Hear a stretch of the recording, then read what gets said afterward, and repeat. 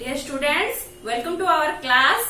Today we will learn about the double circulation. ये video हमारे circulatory system video के साथ कंटिन्यू चल रहा है. तो in our previous class we will learn about the cardiac cycle, systole and diastole. Today we will learn double circulation.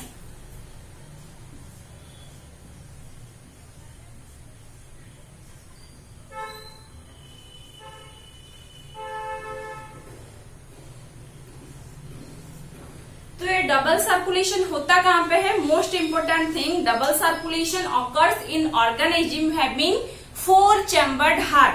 तो जो भी ऑर्गेनिज्म के पास 4 चैम्बर्ड हार्ट होता है उन्हीं के पास डबल सर्कुलेशन होता है. मैं आप लोगों को एक इजीली डायग्राम के साथ समझाऊंगी ताकि आप लोगों को अच्छे से समझ में आ जाए. ठीक है, तो ये मैं एक हार्ट लेती हूँ, इस डायग्राम के ऐसे लेती हूँ मैं. हार्ट के हमारे 4 चैम्बर्ड होते हैं. तो ये हो गया right auricle, this is the right ventricle, this is the left auricle and left ventricle. तो हमें 2 पार्ट्स में लेना है क्योंकि हार्ट से ब्लड जो है वो लंग्स में जाता है और ऑक्सीजनेटेड ब्लड फिर से बॉडी में जाता है. तो हमें दोनों लेना है, बॉडी और लंग्स. ये हो गया बॉडी,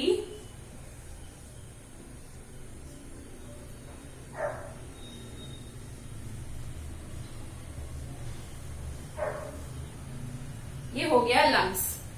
तो यहां तक सबको समझ में आ रहा है. ये हमारा 4 चैम्बर्ड हार्ट है, ये हमारे बॉडी और ये लंग्स. तो अभी बॉडी से डीऑक्सीजनेटेड ब्लड जो है वो राइट ऑरिकल में आता है थ्रू वेना कवा से, सुपेरियर वेना कवा एंड इंफेरियर वेना कवा. तो ये जो ब्लड आता है थ्रू वेना कवा से आता है. अभी राइट ऑरिकल से राइट वेंट्रिकल के अंदर ब्लड जाता है. उसके बाद राइट वेंट्रिकल से through pulmonary artery, pulmonary artery के थ्रू ब्लड कहां पे जाता है?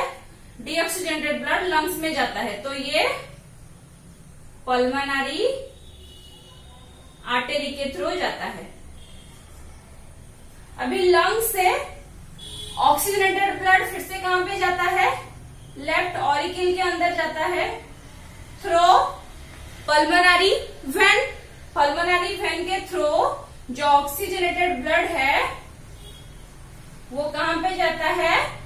लेफ्ट ऑरिकल में जाता है. ठीक है, तो ये यहां से लेफ्ट ऑरिकल में गया. फिर लेफ्ट ऑरिकल से ऑक्सीजनेटेड ब्लड लेफ्ट वेंट्रिकल में आएगा. फिर से लेफ्ट वेंट्रिकल से ये एओर्टा के थ्रू बॉडी के डिफरेंट पार्ट्स में जाएगा. तो ये एओर्टा के थ्रू बॉडी के डिफरेंट पार्ट्स में जाता है. अभी ब्लड जो आता है बॉडी से आता है हार्ट को, फिर हार्ट से जाता है बॉडी को. ये एक सर्कुलेशन हुआ. ठीक है, इसे क्या बोलते हैं? सिस्टमिक सर्कुलेशन बोलते हैं. इसे बोलते हैं सिस्टमिक सर्कुलेशन. बॉडी से ब्लड हार्ट को आता है, हार्ट से फिर बॉडी में जाता है, उसे बोलते हैं सिस्टमिक सर्कुलेशन. फिर से वही ब्लड जब हार्ट से लंग्स को आता है, फिर लंग्स से हार्ट के अंदर को जाता है, उसे बोलते हैं पल्मोनरी सर्कुलेशन. तो इतना तक समझ में आया? बॉडी से हार्ट में आता है, हार्ट से दोबारा बॉडी को जाता है, वो वाला जो सर्किल होता है उसे सिस्टमिक सर्किल बोलते हैं, सर्कुलेशन बोलते हैं. और जो हार्ट से आता है लंग्स पे, फिर लंग्स में जाता है हार्ट को, उसे बोलते हैं पल्मोनरी सर्कुलेशन. आपको ये याद रखना है, पल्मोनरी वर्ड जहां पे भी आएगा हम किसके बारे में बात कर रहे हैं? लंग्स के बारे में. ठीक है, तो ये 1 साइकिल कंप्लीट होने के लिए क्या होता है? Circulation of blood twice to the heart to complete 1 cycle. एक साइकिल कंप्लीट करने के लिए ब्लड को 2 बार हार्ट के अंदर आना पड़ता है. एक तो बॉडी से डीऑक्सीजनेटेड ब्लड आता है, दूसरा ऑक्सीजनेटेड ब्लड फिर से बॉडी के अंदर जाता है.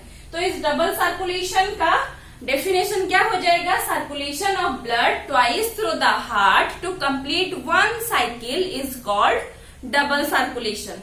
तो आपको ये अच्छे से याद रखना है कि बॉडी से हार्ट को, हार्ट से बॉडी को, वो वाला जो साइकिल होता है, सर्कुलेशन होता है, उसे सिस्टमिक सर्कुलेशन बोलते हैं।